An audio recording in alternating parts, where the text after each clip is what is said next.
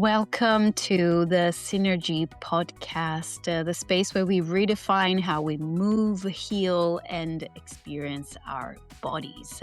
My name is Arianna Montanari, yoga synergy teacher, beekeeper, and the founder of Mielestringa Natural Body Products. Sustainability in all forms is the thread I have been following for over 20 years. Here, we break free from the unspoken rules that tell us how we should move and feel.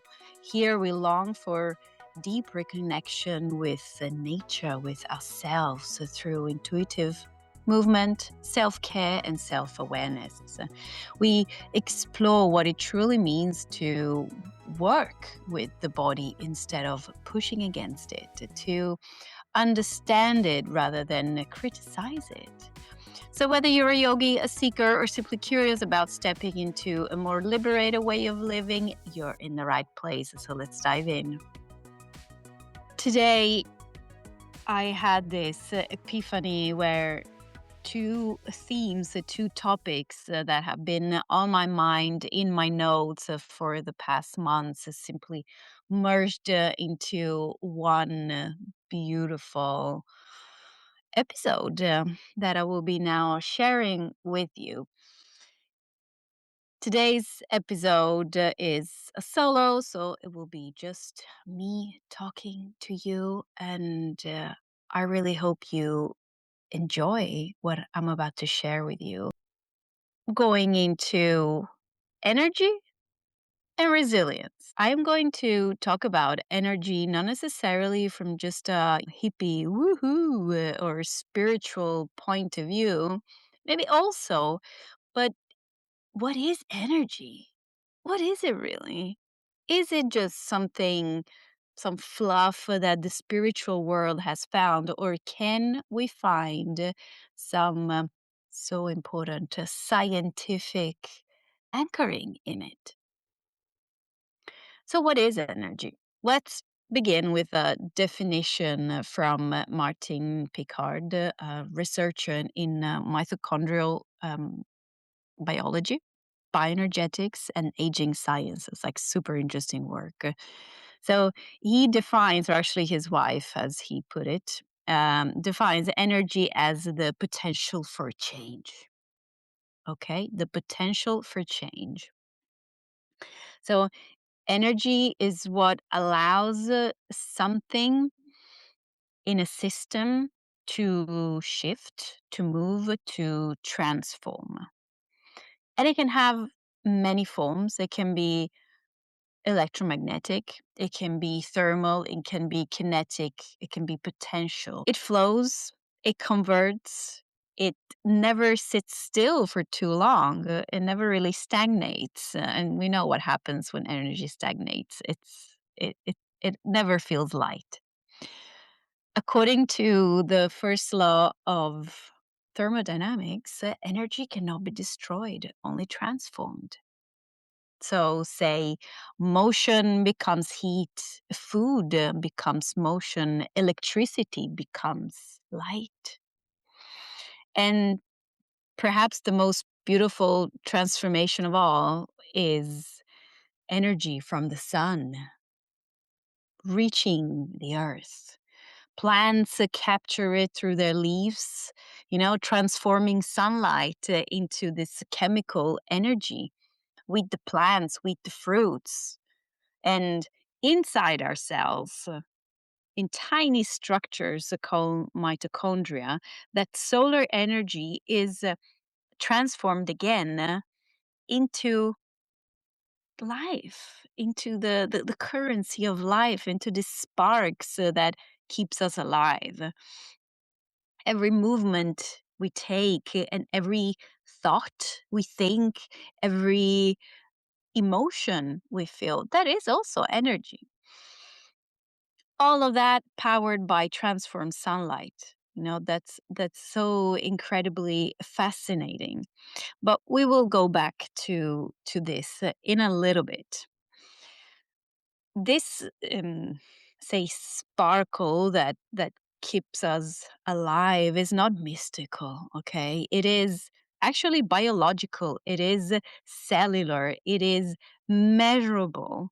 So when, for instance, energy stops flowing through cells, what happens when those transformations stop?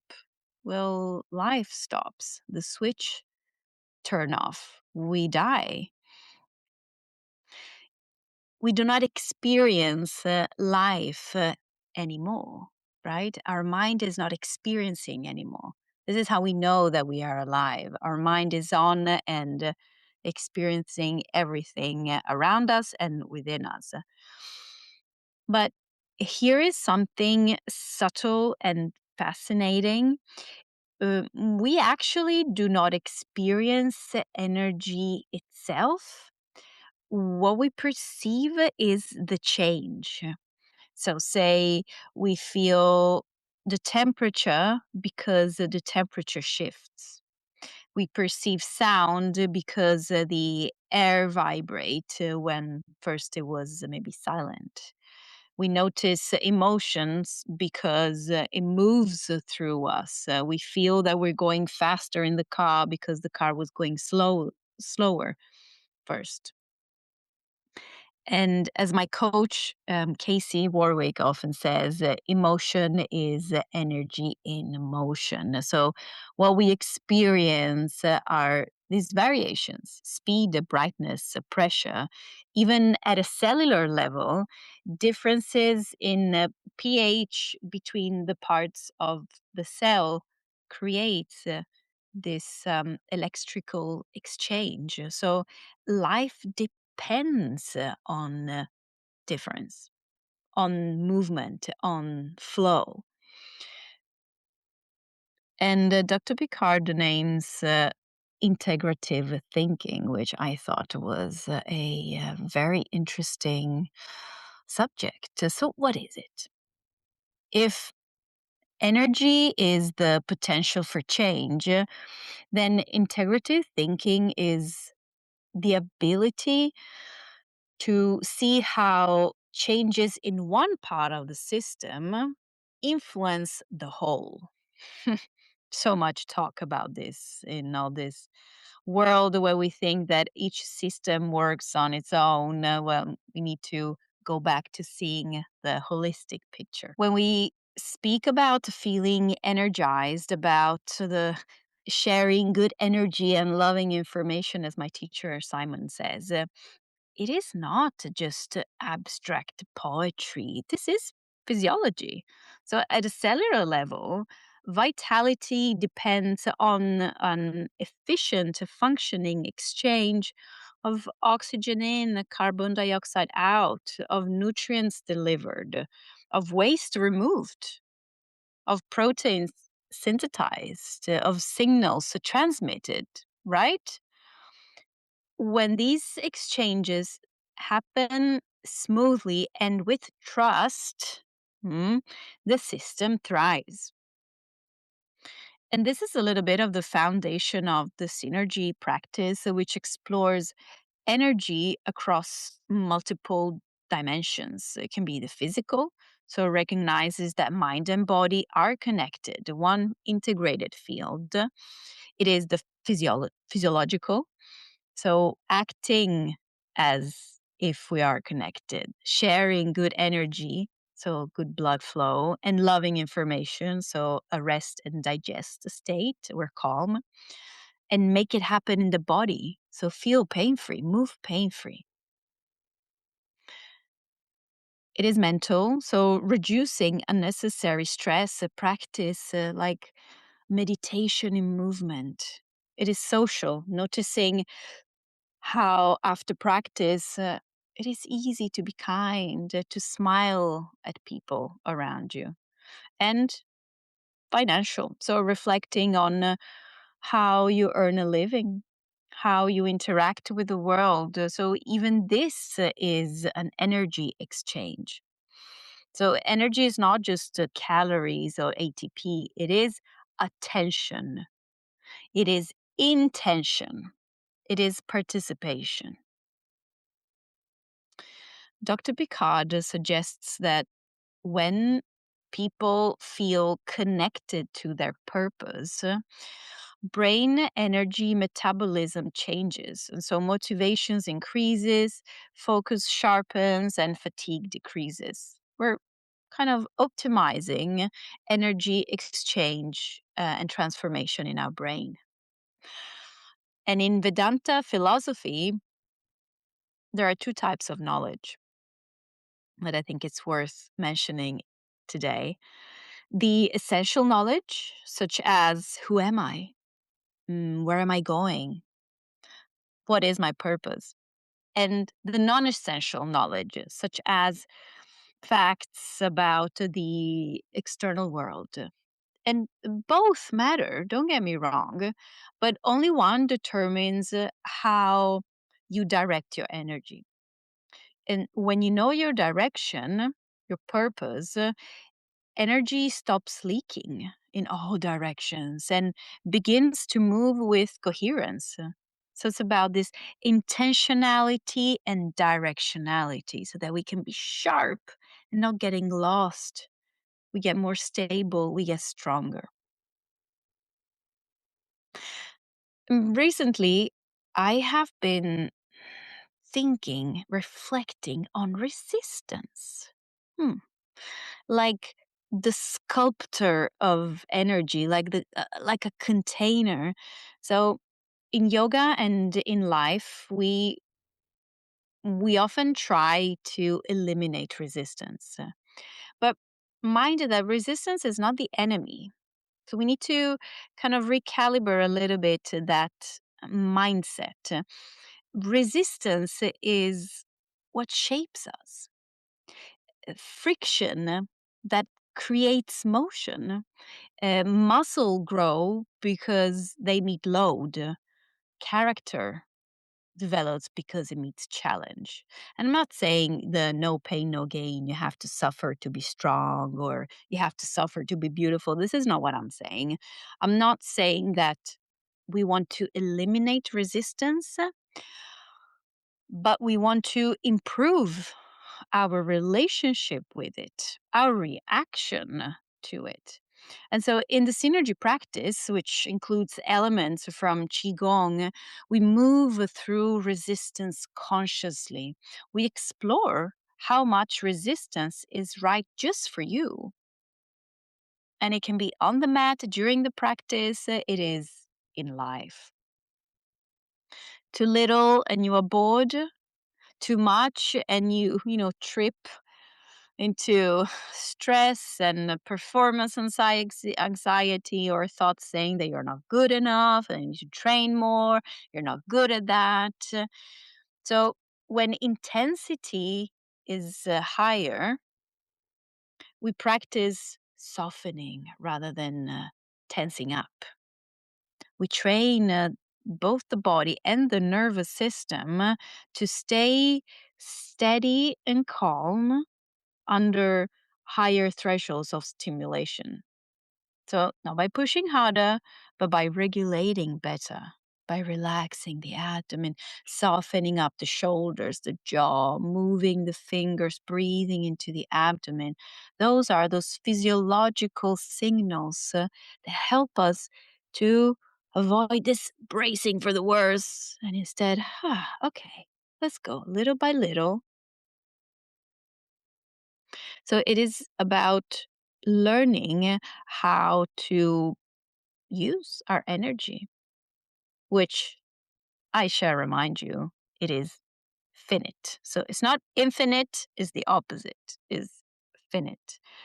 Our energy is finite. Pause there. So it's like a battery with a daily charge. So how you allocate your energy really matters, especially in the winter. In the northern hemisphere, sunlight decreases. So biological energy decreases. And we cannot think that we can operate at peak summer capacity all year round. And and there should not be any shame in that. We should really have that power to adjust, to slow down a little bit, to go back to those cycles because life is cyclical. I think that so often go into this man-made society and tempo that it's nothing but mm, lungimirant, if that is a word in English, it's a very short termed. It brings us to a burnout. So think of inhale, exhale, summer, winter, right? The heart pumping out and receiving blood. Even seeds germinate in darkness. So energy is not constant output. It's more like a rhythm. It's action and rest. It's effort and integration, and then going at it again. And as I mentioned earlier, ignoring these cycles leads to burnout, while respecting them builds sustainability. And really, small steps count. Small adjustments do make the difference.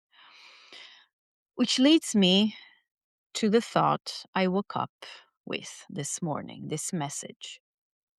That is resilience. Resilience as the capacity to adapt to change, to recover from stress, to bend without breaking. That happens when we are softer, when we are too stiff, too hard, too tense. We break. It is not a fixed personality trait. See it as a skill that you can actually train. So when life is lifing and something big happens, not necessarily be aware like good or bad. You might get your dream job and then you panic because, wow, this is big. You might get a super huge client that you have been dreaming of for years, and then you freeze.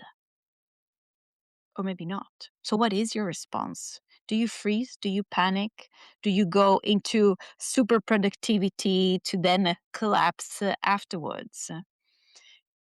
Resilience includes something that Simon often names, that is the psychological flexibility, the ability to tolerate boredom and stress without escaping, staying engaged while performing boring tasks, and staying calm in stressful, maybe overstimulating situations. Resilience also includes adaptability.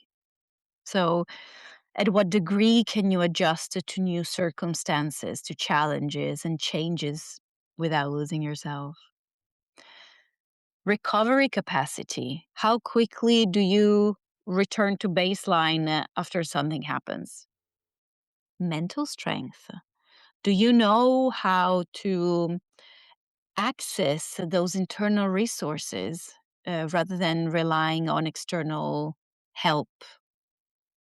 Can you be the support for yourself, everything within you? There is also emotional regulation. So, feeling deeply, again, without losing yourself, without feeling hijacked. So how do you manage strong impulses and emotions? Support systems are so important. So, allowing these connections to buffer stress. So do you have social support from friends, from family, from chosen family, colleagues? And so, in practice, resilience look like choosing relaxation in the face of intensity. So, staying engaged during monotony, recovering faster each time because your brain learns. And something that helped me along the way that I practice regularly when life is doing her thing is to little bit what we just mentioned. So to really nourish the relationships with family and friends, to practice self-care, to, not let me go. So pamper yourself, move, go to the gym, be in the sun, go to the spa, do that body scrub you've been willing to do for weeks, get a massage. I like to practice a positive thinking, and not only thinking. Thinking is the first step, so to stay positive and hopeful. Mm. But the step after is to know it in your body. So know in your body that, softening up the shoulders, everything will be fine. Everything will be all right in one way or another. You can practice problem solving, so have several plans and worst case scenarios ready, and emotional regulation techniques, which can be as easy as a dancing and singing and shaking, really whatever works for you. And I was on my walk out in the sun earlier today, and I was reflecting about physical resilience, how quickly you recover from illnesses, from injuries, or, like minor issues, both in terms of time, so how long does it take, but also knowledge. Like to build the knowledge you need about yourself to be able to deal with what might happen, and to systematize that. And for some is the back right here, for other is the knee, for other is the gut, the immune system. So resilience grows when you build the knowledge about yourself. You know how to hold yourself. Then there is the emotional resilience. How long does it take you to recover after heartbreak, conflict, disappointment? What are your methods? What actually works for you? And again, it can be sunlight, cold water, it can be sauna, movement, it can be a friend, it can be silence, it can be shaking, singing, dancing. It's really about cultivating this process of developing resilience. And over time, through intentional practice, the nervous system recalibrates. So instead of collapsing under pressure, of crying the whole day, it stabilizes. So instead of tensing up, it responds. Instead of burning out, it adapts. It's like instead of crushing hard against the wall, you kind of find that little door. You find that side path that leads you to the solution. And energy continues to flow. Change continues to happen, but you remain steady with it. And perhaps that is the deeper definition of vitality. So, not the absence of resistance, not endless productivity, not constant high performance, but the ability to transform energy wisely, in rhythm with cycles, in service of your purpose, while staying soft and slow enough to feel. So, energy is the potential for change, and resilience is the art of changing well. And so, to wrap it up, we spoke about what is energy from really a physiological, biological point of view, applying it to our body, to the flow of energy. When everything works well at a cellular level, we think better, we act better, we move better. And with integrative thinking, how do you see the details, so the micro and the macro? We spoke about resistance as the sculptor of energy, as that resistance creating motion, finding not too little, not too much. That is a work of years, which leads really to resilience, to adapting, to change, to getting to know ourselves much better so that we can face, so that we can hold challenging, really life steadier and steadier for each time. I really hope this resonated with you, and feel free to comment, to send me a DM on Instagram. I would love to have this platform, creating dialogue, creating a little bit more time and not just those 7 seconds of attention span that we have on Instagram. So, really, let's cultivate communication here. That's a wrap for today's episode of the Synergy Podcast. I hope this conversation sparked something within you, maybe a new way of thinking, feeling, or moving. If you love this episode, let me know. Share it, leave a review, or connect with me on Instagram, Miele Strega, the Honey Witch. And if you're ready to go deeper, check out my yoga offerings, my yoga retreat in October in Tuscany, and my handmade natural products at mielestrega.com. Remember, your body is yours, your pleasure is yours, and living pain-free is possible. Until next time, move with ease and live with joy.